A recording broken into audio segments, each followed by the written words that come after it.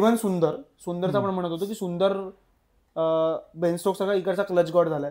सुंदरची Brisbane taste सगळ्यांना लक्षात आहे. त्यात जेव्हा पहिल्या इनिंगला त्यांनी 380 केले होते इंडिया त्याने जेव्हा 380 केले होते इंडिया 160 वगैरे 6-7 विकेट पडले होते तेव्हा शार्दुल ठाकूर त्याने पार्टनरशिप टाकली होती. सो त्यात त्याने किती 71 रन्स केले होते.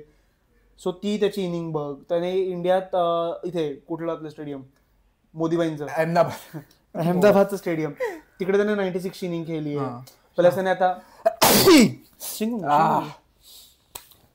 तुझी बेन स्टोक्स आठवण काढतो वाटतं तर किंवा जडेजा बेन स्टोक्सला हाक मारतो.